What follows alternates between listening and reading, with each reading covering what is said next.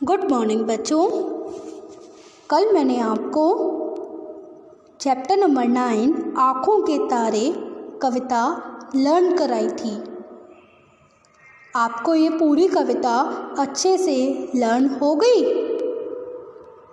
पूरी कविता ओके। तो आज मैं आपको क्या कराने वाली हूँ? आज मैं आपको चैप्टर नंबर 9 आँखों के तारे पूरी कविता एक बार रिवाइज़ करूँगी, रिवाइज़ कराऊँगी और इसका अर्थ समझाऊँगी। क्या करूँगी? इस पूरी कविता का अर्थ समझाऊँगी। तो सबसे पहले हम पूरी कविता को एक बार फिर से दोहराएंगे और फिर उस पूरी कविता का अर्थ समझेंगे। तो आप लोग भी अपनी बुक निकाल लीजिए, मेरे साथ आप लोग भी पोएम बोलिए। स्टार्ट करते हैं। मुस्कुराओ तुम नभ में जैसे बाल अरुण मुस्कुराता है। मुस्कुराओ तुम नभ में जैसे बाल अरुण मुस्कुराता है। गाओ जैसे रोज सवेरे चिड़ियों का दल गाता है। मुस्कुराओ तुम नभ में जैसे बाल अरुण मुस्कुराता है। गाओ जैसे रोज सवेरे चिड़ियों का दल गाता है। बड़ों की जैसे मस्ती से बढ़ता ही जाता है निर्जर। बड़ों की जैसे मस्ती से बढ़ता ही जाता है निर्जर। पीस डालता जो अपनी राहों में आए रोड़े पत्थर। बड़ों की जैसे मस्ती से बढ़ता ही जाता है निर्जर। पीस डालता जो अपनी राहों में आए रोड़े पत्थर। देखो कहती नदी की हरदम सबकी प्यास बुझाना। घने पेड़ कहते हैं तुम सबको छाया पहुँचाना। देखो कहती नदी की हरदम सबकी प्यास बुझाना। घने पेड़ कहते हैं तुम सबको छाया पहुँचाना। मुस्कुराओ तुम नभ में जैसे बाल अरुण मुस्कुराता है। गाओ जैसे रोज सवेरे चिड़ियों का दल गाता है। बड़ों की जैसे मस्ती से बढ़ता ही जाता है निर्जर। पीस डालता जो अपनी राहों में आए रोड़े पत्थर। देखो कहती नदी की हरदम सबकी प्यास बुझाना। घने पेड़ कहते हैं तुम सबको छाया पहुँचाना। तो अब मैं आपको यहाँ तक का अर्थ समझाती हूँ। तो फर्स्ट स्टैंजा क्या था? मुस्कुराओ तुम नभ में जैसे बाल अरुण मुस्कुराता है। गाओ जैसे रोज सवेरे चिड़ियों का दल गाता है। इसका मतलब क्या है कि आप लोग मुस्कुराओ जैसे। नभ का मतलब क्या होता है बताइए? आकाश। और अरुण का मतलब होता है सूरज।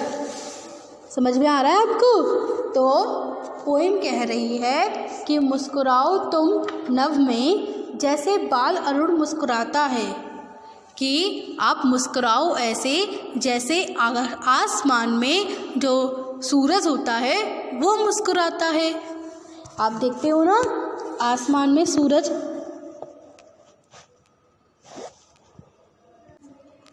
सूरज की रोशनी कितनी तेज़ होती है। वैसे ही आप मुस्कुराओ, खुलकर मुस्कुराओ, ठीक है। गाओ जैसे रोज सवेरे चिड़ियों का दल गाता है। आप गाओ ऐसे जैसे आप देखते हो सुबह सुबह चिड़ियों का जो समूह होता है, दल का मतलब होता है समूह। सुबह सुबह चिड़ियाँ कितना चहकती हैं, गाती हैं, है ना? तो मुस्कुराओ तुम जैसे आसमान में सूरज मुस्कुराता है। गाओ जैसे रोज चिड़ियों का दल गाता है। समझ में आया आपको? तो अब आपको क्या करना है? ऐसे मुस्कुराना है जैसे सूरज मुस्कुराता है और ऐसा गाना है जैसे चिड़ियाँ सुबह सुबह पूरे समूह के साथ बिना टेंशन से गाती रहती हैं, बिना रुके बिना रुकावट के हर सुबह गाती हैं, है ना? बड़ों की जैसे मस्ती से बढ़ता ही जाता है निर्जर। पीस डालता जो अपनी राहों में आए रोड़े पत्थर। देखिए, बढ़ो की जैसे मस्ती से, आप बढ़ो ऐसे, मस्ती का मतलब क्या होता है कि बिना टेंशन, बिना किसी के, तो बढ़ो की जैसे मस्ती से बढ़ता ही जाता है निर्झर। निर्झर का मतलब ये होता है, जैसे आप लोग देख रहे हो ना, ये पानी बिल्कुल आनंद से बहता ही जा रहा है, ऐसे ही आप लोग बढ़ो बिल्कुल आनंद से। मस्ती का मतलब होता है आनंद से, तो आप बढ़ो कि जैसे मस्ती से बढ़ता ही जाता है निर्झर। ठीक है, तो आप लोगों ने देखा है ये जो झरना होता है, ये जब बढ़ता है तो अपने साथ कितने भी इसके पत्थर आए, कितना भी कुछ आए, ये बहता रहता है, और अपने साथ इसके बीच में अगर पत्थर भी आते हैं तो वो भी टूट जाते हैं या फिर बहते रहते हैं, है ना। तो आप लोग भी ऐसे ही बढ़ो कि जैसे मस्ती से बढ़ता ही जाता है निर्झर, पीस डालता जो अपनी राहों में आए रोड़े पत्थर। आप ऐसा बढ़ो कि आपकी राहों में आने वाली जितनी भी परेशानी हैं, जितनी भी मुसीबत हैं, आप उनका सामना कर सको। समझ में आ रहा है आपको?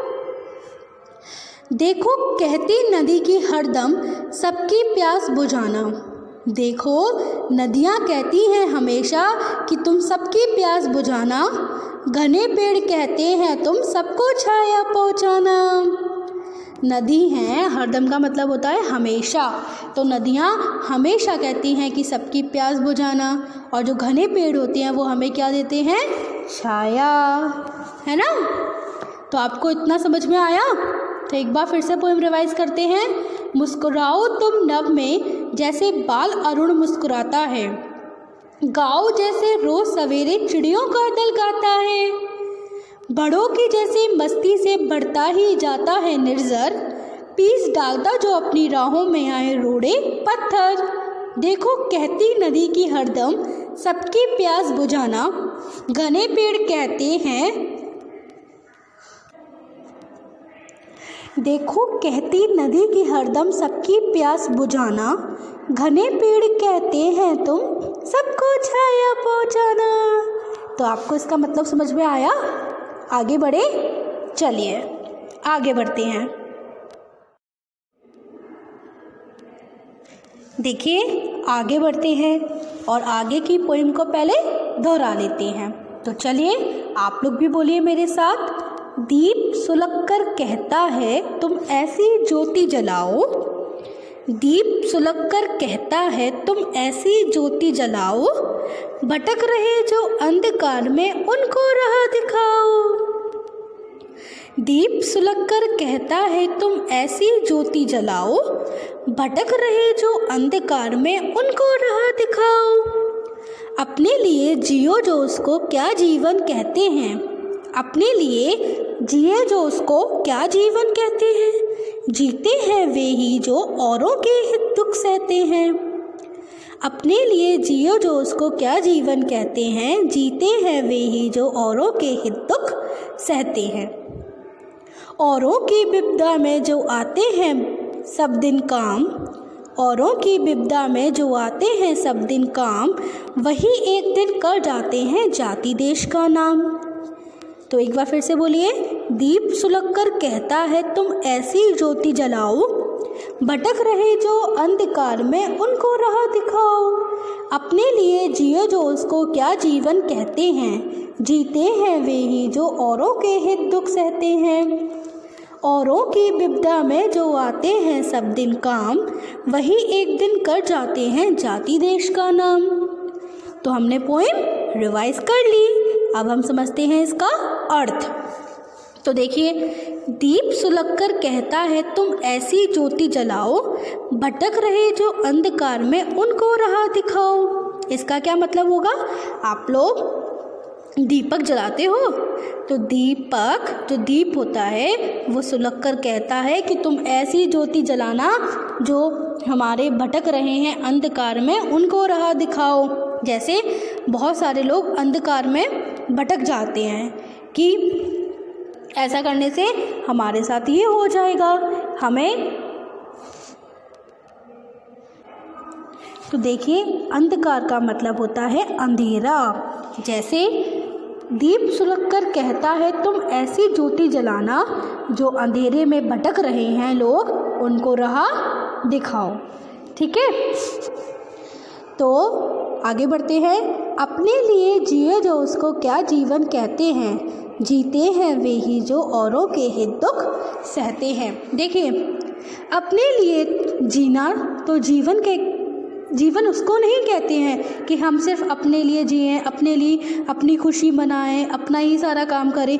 जीवन उसको कहते हैं कि हम अपने साथ जो और लोग जो होते हैं, अगर उनके जीवन में दुख हैं, हम उसको कुछ दुख कम कर सकें तो वो भी जीना कहते हैं।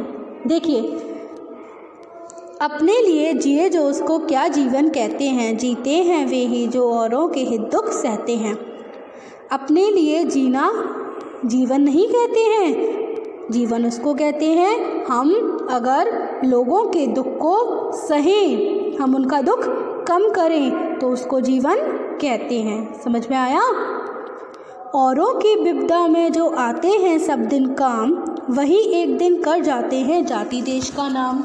इसका क्या मतलब होगा?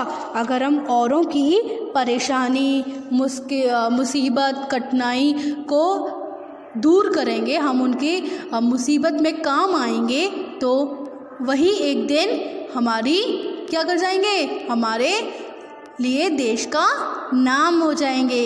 समझ में आ रहा है? अगर हम औरों की कठिनाइयों में काम आएंगे तो वही दिन हमारे लिए भी काम आ सकते हैं, वही दिन हम क्या कर सकते हैं, वही हम देश का नाम बना सकते हैं। समझ में आ रहा है आपको? तो एक बार फिर से पोएम का रिवाइज करिए। दीप सुलगकर कहता है तुम ऐसी ज्योति जलाओ, भटक रहे जो अंधकार में उनको राह दिखाओ। उनके लिए जियो जो उसको क्या जीवन कहते हैं, जीते हैं वे ही जो औरों के हित दुख सहते हैं। औरों की विपदा में जो आते हैं सब दिन काम, वही एक दिन कर जाते हैं जाति देश का नाम। समझ में आया? आगे बढ़े, चलिए तो आगे की पोएम को रिवाइज करते हैं। उन पर ही ये नील गगन आशीष सदा बरसाता है, उनको ही गोदी में ले दुलराती धरती माता है। उन पर ही यह नील गगन आशीष सदा बरसाता है, उनको ही गोदी में ले दुलराती धरती माता है।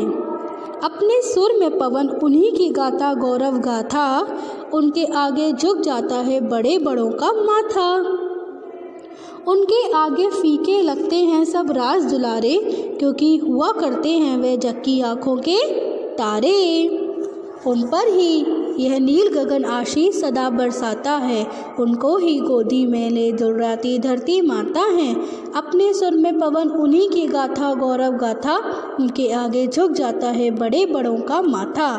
उनके आगे फीके लगते हैं सब राज दुलारे, क्योंकि हुआ करते हैं वे जग की आँखों के तारे। तो आपको ये पूरी पोएम समझ में आई, लर्न हुई?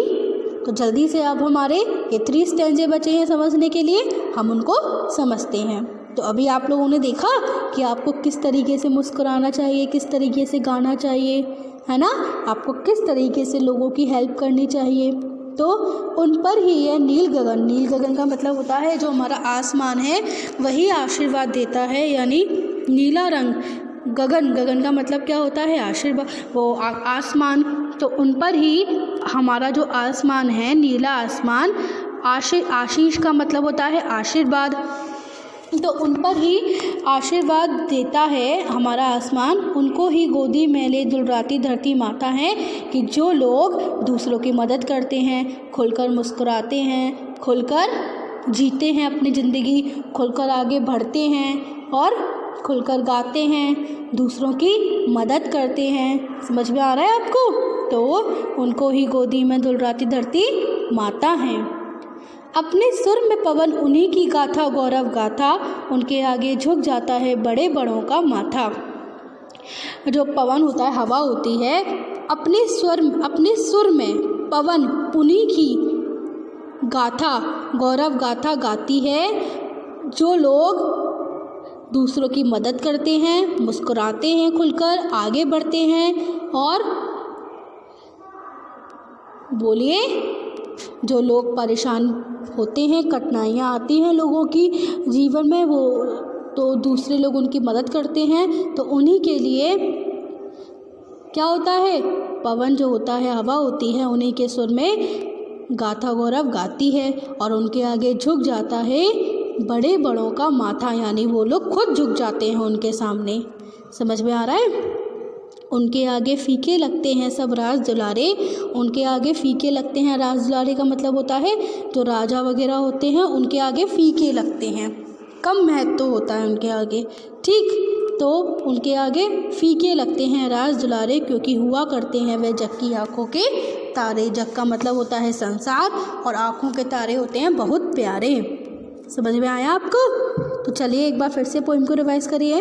उन पर ही यह नील गगन आशीष सदा बरसाता है, उनको ही गोदी में दुलराती धरती माता है, अपने सुर में पवन उन्हीं की गाथा गौरव गाथा, उनके आगे झुक जाता है बड़े बड़ों का माथा, उनके आगे फीके लगते हैं सब राज दुलारे, क्योंकि हुआ करते हैं वे जग की आँखों के तारे। तो आपको ये पूरी पोइम समझ में आई? इसका अर्थ समझ में आया? तो अब आपको होमवर्क में क्या करना है, आपको होमवर्क में ये पूरी पोएम अच्छे से लर्न करनी है और इसका अर्थ समझना है। Okay, good bye.